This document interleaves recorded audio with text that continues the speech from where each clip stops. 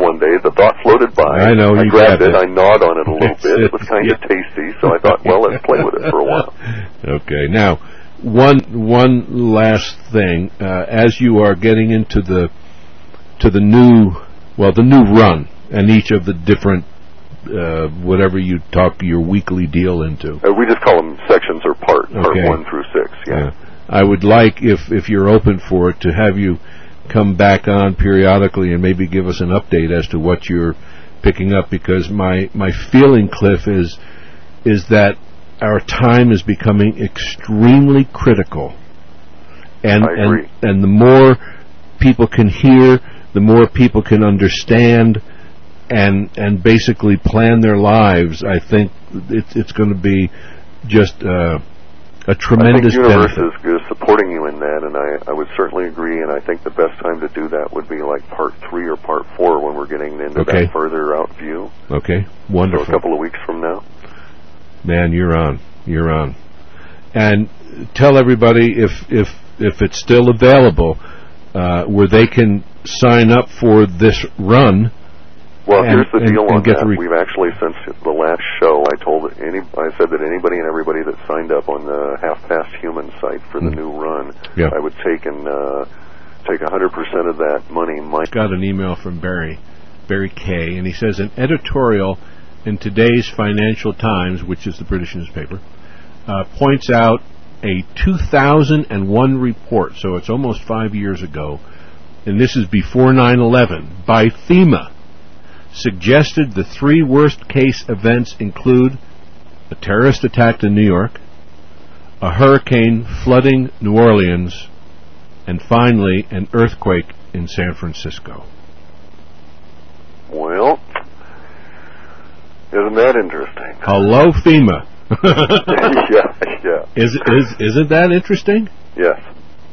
I wish I had a copy of the whole Financial Times, but I think it would probably be fairly easy to get a hold of.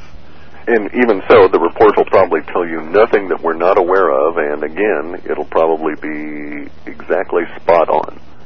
And we undoubtedly will have that quake. I'm pretty sure we're running into another one of those energy periods because we're having so many GRBs pop in. We saw one of these prior to the Sumatra quake, where over the course of 45 or 50 days we gradually built up. We had these sort of waves of GRBs coming in and strange solar activity. Again, we're at that stage. It's an energy system. It's Buckminster Fuller called it total energy accounting. Yep. He said, don't tell me how many miles per gallon your car gets. Tell me how many barrels of oil it takes to manufacture the car before we then start talking about its miles per gallon. What made him so smart?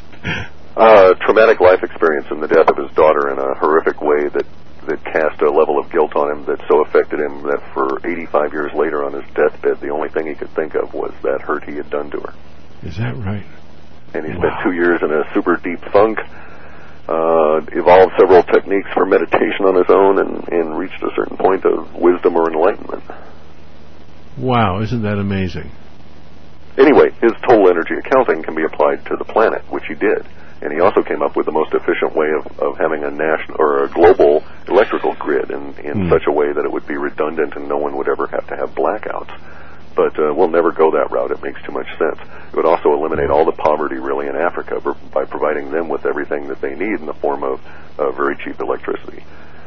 In any event, though, he did this thing called total energy accounting for the planet. Yep. How much does the sun put out to us? How much is reflected off the moon? That kind of thing. Right. And if you apply that today, you find that we have a whole lot more energy coming in than we did in the 70s even. And that energy must cause changes because we're a complex, dynamic system that can't just absorb the energy forever. But you're talking about, primarily anyway, energy. More energy today coming in from the sun primarily. Correct. Than the 1970s? Correct. 75 we saw the transition from the hydrogen sun to the helium sun, from the yellow to the white. It finally finished its transition, really. And that really was a point of demarcation. Prior to that, 1940 appeared to be when the whole process started. How come science has not come forward? Because you and I have talked about the changing of the color of the sun before, and nobody, Cliff, is picking up on it. No, that's not true. Well, again, maybe there is a very heavy-handed filter laid over everything. Okay, maybe that's it, yeah. I mean, I have a lot of people that tell me that is precisely the case. And that the rise in peer review really comes down to the rise in filtering and censorship. And, I mean, you're very well aware of James McCanney. Oh, Jim is, a very, oh my gosh, yes. Yeah. What then, from a scientific point of view, Cliff, could this mean to planet Earth and every living organism in it if we have changed over from a yellow-hued sun to a brilliant white?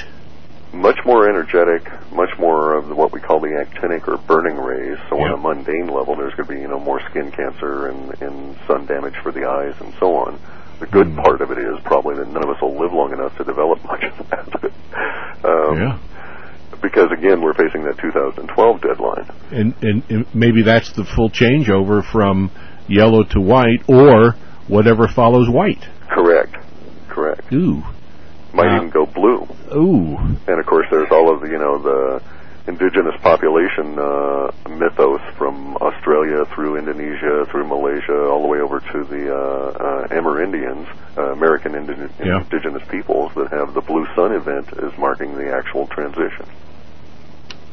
Ooh. Isn't that interesting? Curiouser and curiouser. Yes, isn't that? I have not heard that before. Tell us, if you would, Cliff, tell us a little bit more about the prophecy, but also what could that mean? Well, the Australian indigenous peoples have this myth about the sun going blue. And it's hard to really, if you get into it, it could be what's known as a plasma discharge, to where all of the planets return their excess plasma, so to speak, to the sun, and it gets really energetic and blue for a moment. But in any event, they talk about the blue event as being the return, if you will, to the dream time, the beginning of the new dream time. Again, 2012. Once again, coincidentally, a restart. Wow. Now, the Indonesian myths are somewhat similar. They talk about a blue, or a pillar of blue fire that jumps from the earth and goes to the sun and turns the sun blue momentarily. No great negative effects, but it is seen as being, again, a restart, a reset of everything, a cleansing, if you will. And of course, a lot of the cleansing myths are all full of, being washed away by floods and earthquakes, etc. Yeah. What do you think could happen?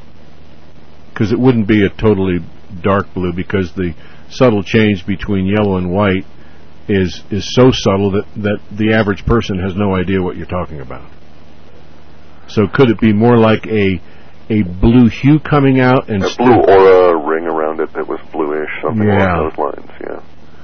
But could it also mean, if it's blue or approaching indigo, which is the color of the crown chakra, the ultraviolet or violet, that could also mean, I mean, it all kind of ties in, doesn't it? It kind of does, isn't it?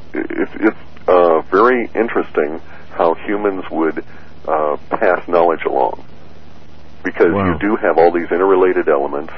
As in the heavens above, so shall be on earth, that kind of thing. Right. Replication of the Orion belt on the Giza plateau, and ad nauseum with all of these megalithic structures, etc.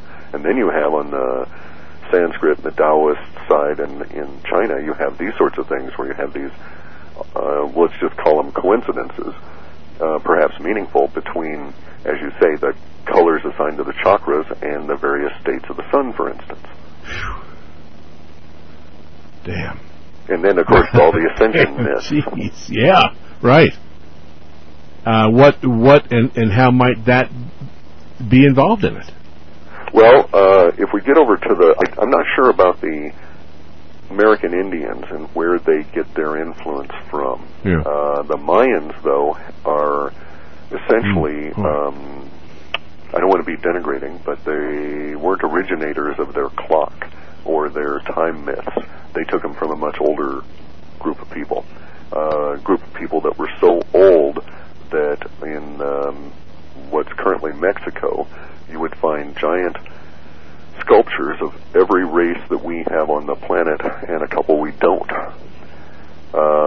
And so theoretically, how were Mongoloids, Negroids, Australia, and other racial groups shown in Mexico 7, 8, 9,000 years ago, or even older, because we can't date rock, and these things are giant rock carvings.